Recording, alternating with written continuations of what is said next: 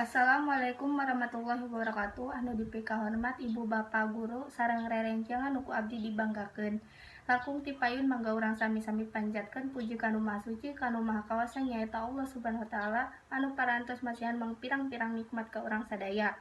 Mugi dina kasempatan ieu urang sadaya dina kaayaan sehat walafiat. Sholawat miwah salam dilimpahkeun ka junjungan urang Nabi Muhammad sallallahu alaihi wasallam. Terhilap ka kulawargina, para sahabatna, oge orang salaku umatna anu insyaallah taat ka ajaranana, amin ya robbal alamin.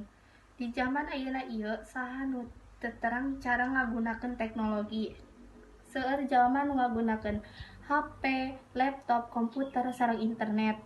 Internet teu asing pikeun urang, utamina dina nonoman ayeuna. Hampir sadaya jalma ngagunakeun internet pikeun nambahan ilmu. Internet oge teu pikeun nambah wawasan. Kusabab internet oge tiasa ngunduh lagu, komunikasi jarak jauh, oge ngunduh WhatsApp, Line, Instagram, sareng nu sanesna. Tapi tangtosna dina panggunaan internet aya dampak positif sareng negatifna. Anu positif urang tiasa ngahubungi babaturan atau kulawarga anu jauh. Tiasa nambihan ilmu sareng tiasa balanjak online kalayan praktis. Dampak negatifna seueur jalma nyalahgunakeun internet ku cara nuliskeun situs-situs anu henteu sakuduna ditingali ku nonoman sareng nyebarkeun informasi anu henteu leres atanapi informasi mangrupi tipu daya.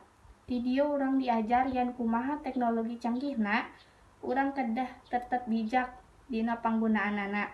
Sabab teknologi sanes ngan saukur ngarugikeun diri urang, we tapi oge ngarugikeun batur.